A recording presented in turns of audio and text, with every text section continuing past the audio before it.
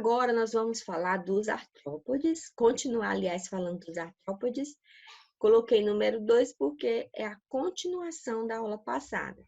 Na aula passada nós falamos dos insetos e dos crustáceos. Hoje nós vamos falar dos aracnídeos, dos diplópodes e dos quilópodes, ok? Bem, agora nós vamos falar sobre os aracnídeos. Os aracnídeos, eles vão se dividir em 3 grupos: o grupo das aranhas, o grupo dos escorpiões e o grupo dos ácaros. Nós vamos inicialmente falar do grupo das aranhas. O grupo das aranhas, ele é caracterizado com a estrutura no corpo formado pelo abdômen e o cefalotórax. Uma característica também das aranhas é que elas não apresentam antenas.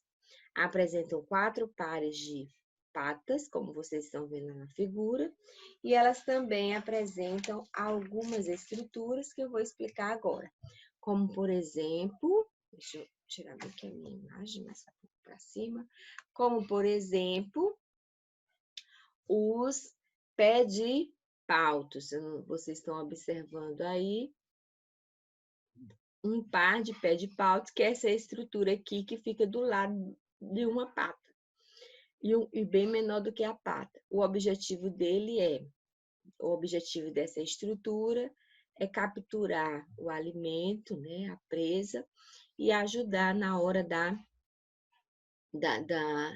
de segurar a presa para a digestão.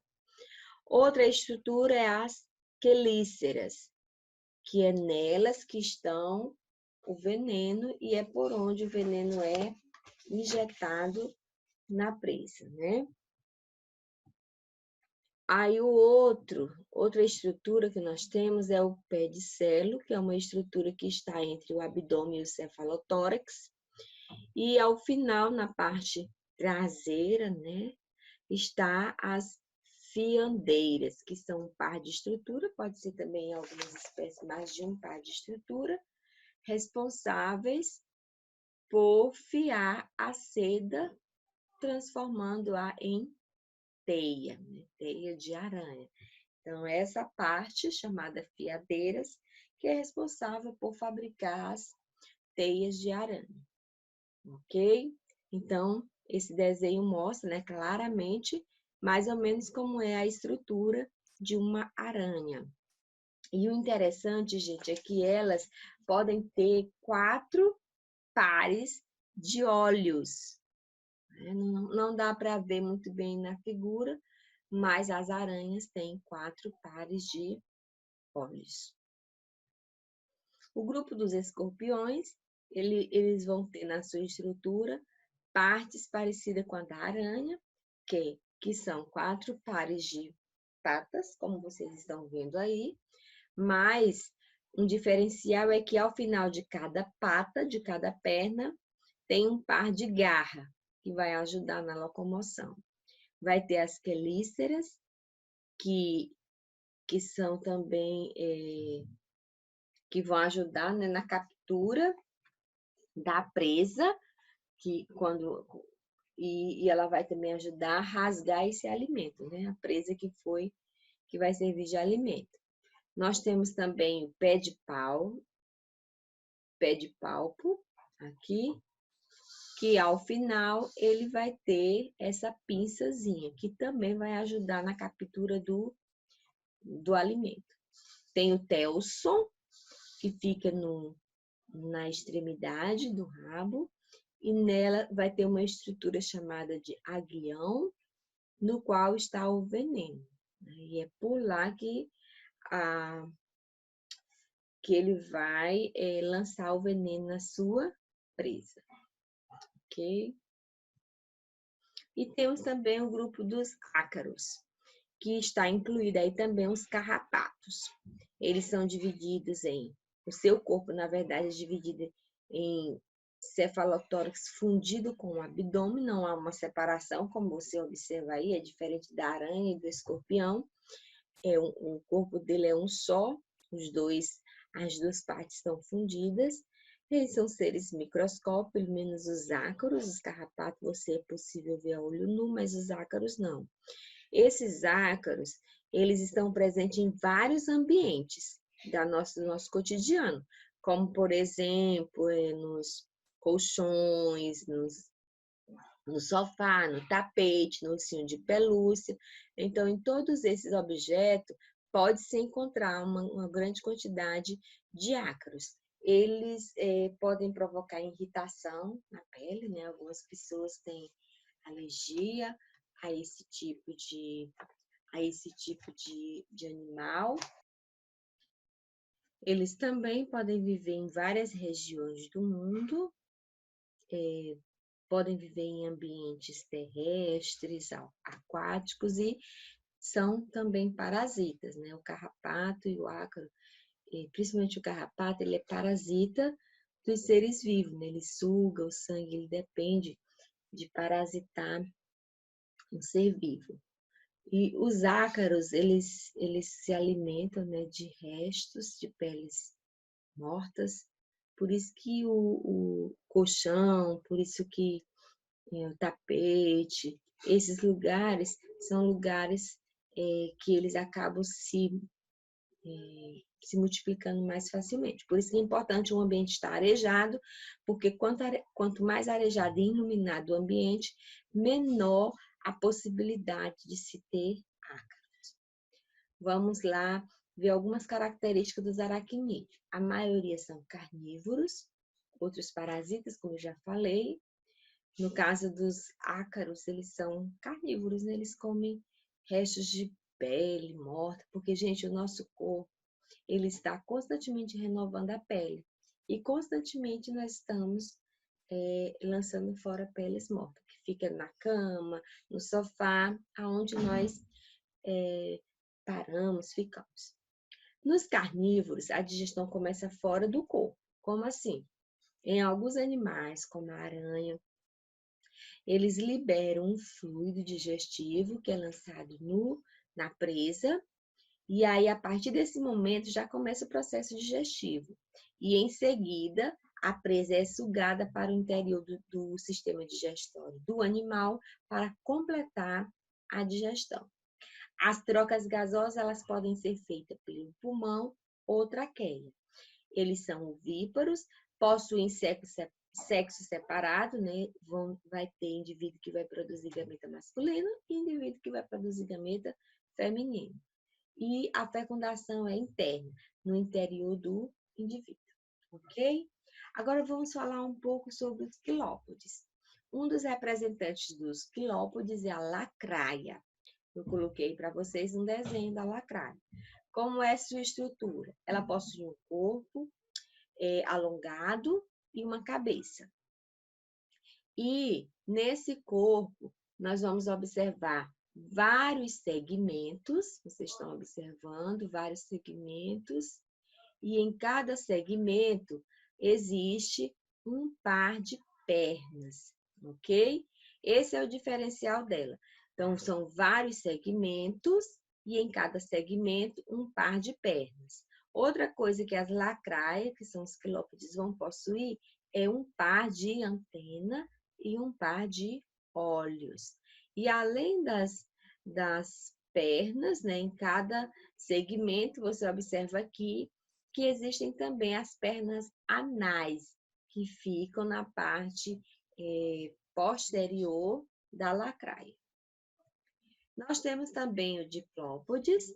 Os diplópodes, o nome diplópodes, por que diplópodes? Porque eles vão ter como diferencial 2 pares de perna em cada segmento.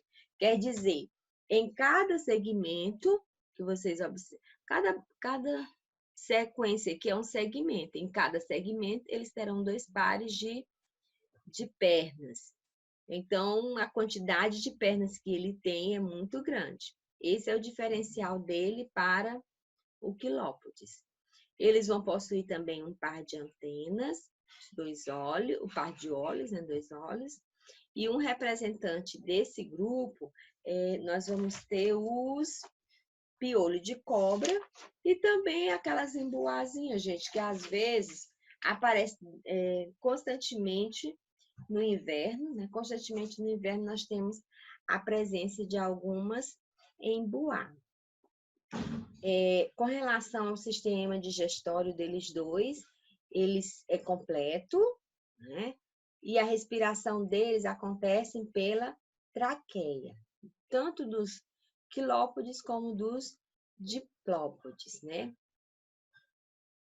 Existem espécies que serão carnívoras, mas a maioria dos diplópodes, eles são detritívoros. Ok, deixa eu ver o que mais. A reprodução é sexuada, a fecundação é interna. Uma coisa interessante, gente, é que a presa deles, desses dois animais, principalmente do quilópodes, ela é detectada pela antena, né? Pelo par de antena. Imobilizada ou morta pelas garras venenosas e em seguida mastigada e ingerida. É interessante, né, isso? Então, basicamente, gente, é isso que eu queria passar sobre o restante dos artrópodes. Bem, nós vamos falar sobre os equinodermos, que são animais exclusivamente marinhos, né? Como eu coloquei o exemplo, tireia do mar, bolacha do mar e ouriço do mar. Então, o nome dele vem do formato do corpo dele, né? Vem de uma palavra grega que significa espinhos e dermato, que significa pele. Então, de acordo com o seu nome, nós podemos conceituar equinodermo como animais com o corpo coberto de espinhos, pele coberta de espinho. Então, são animais recobertos de espinho. Além de terem função de defesa, que são os espinhos, em alguns animais atuam na locomoção. Como você vê esse animal aí, um ouriço. Alguns possuem pés ambulacrários. No caso, as estrelas do mar vão ter esse tipo de pés. Os equinodermos possuem uma dieta bem variada, sendo que os ouriços do mar gostam de alimentar-se de algas marinhas e pequenos animais.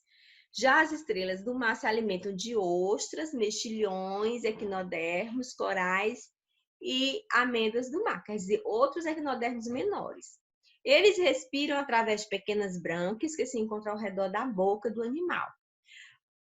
Possuem, na maioria das espécies, sexo separado, com fecundação externa, quer dizer, fora do corpo do animal, ou seja, macho e fêmea liberam seus gametas, espermatozoide e óvulo, na água para que sejam fecundados fora, né, na água.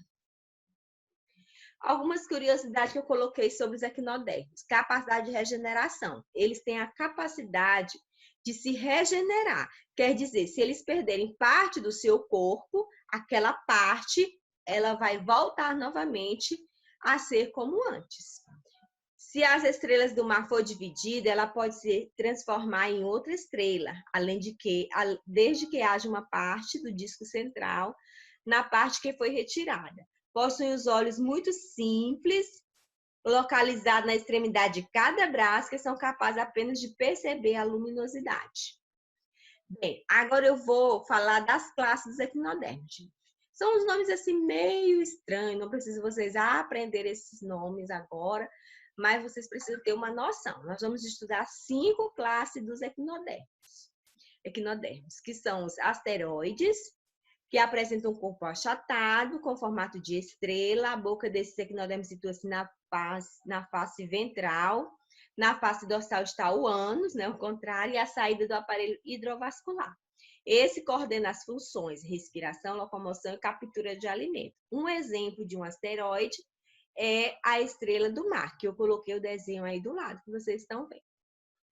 Bem, nós temos também outra classe, que são a classe dos equinoides. O que é essa classe? Qual é a característica dessa classe? Possuem corpo no formato de disco e apresentam carapaça protetora de formação calcária, né? Dura, rígida. Aí eu coloquei como exemplo o ouriço do mar, talvez você já tenha visto na praia. Eu já vi várias vezes ouriço do mar e bolacha da praia, que tem essas partes mais... O ouriço do mar tem a parte mais como se fosse de espinho, né? e a bolacha é mais achatadinha, o formatozinho de uma bolacha. Bem, nós temos também o ofiuroides, que apresenta corpo achatado, consegue se movimentar através do movimento de 5 braços, que são finos e pouco ligados à parte central do corpo. O exemplo que nós temos, que eu coloquei aí, foi o ofiurus. Nós temos também a classe do holoturoides, que apresenta corpo alongado e cilíndrico. Numa das extremidades do corpo está situada a boca e na outra o ânus. E eu coloquei como exemplo o pepino do mar. Vocês observam, né, que o formato dele é mais ou menos como um pepino mesmo. E a última classe são os crinoides, que são equinodermos, que ficam presos nas regiões do fundo do mar, apresentam braços ramificados e das ramificações saem pínulas, que ajudam a capturar material em suspensão, né? Materiais que vão ajudar na sua alimentação. Eu coloquei como exemplos crinoides, que são conhecidos como os lírios do mar, ok? Bem, meninos, aí são as 5 classes dos equinodermos. Aqui nós encerramos o nosso conteúdo com esse último filo, ok? E quero deixar para vocês esse versículo, Eclesiastes 3:1, que diz: tudo tem o seu tempo determinado e há tempo para todo propósito debaixo do céu. Então, que nós não nos esqueçamos que tudo tem o seu tempo. O tempo que vocês estão vivendo agora é o tempo de estudar muito, viu? Ó, aproveitem esse tempo. E vamos ter daqui uns dias, uma semana, onde você vai aproveitar para brincar, não vai ter aquele compromisso de atividade, mas vai ser um outro tempo. Então, cada momento é um momento e nós temos que aproveitar o hoje, porque o hoje não volta mais. O minutinho que já passou não volta mais, o tempo vai passando e cada um vai perdendo, né, o seu, deixa eu ver aqui, vai diminuindo o seu tempo, vamos dizer perdendo, vai diminuindo o seu tempo. Então, por isso que a gente tem que aproveitar. E a palavra de Deus, ela traz essa sabedoria, esse entendimento. Então, que vocês aproveitem esse tempo, estudem. Eu quero parabenizar todos os alunos que têm entregado as suas tarefas no dia. Gente, isso é maravilhoso. Então, eu fico maravilhada com muitos meninos que no mesmo dia já entregam a sua atividade. Mas tem alguns que têm deixado muito a desejar. Então, tenha esse cuidado, aproveite o seu tempo, porque se você não faz a tarefa hoje, você vai ter que fazer depois. E aí você, naquele outro depois, você poderia fazer outra coisa. Mas como você perdeu tempo, você acaba tendo que fazer a atividade. Então, vamos aproveitar o nosso tempo. Então, fica aí a palavra, boa tarde, que Deus abençoe e até a próxima aula.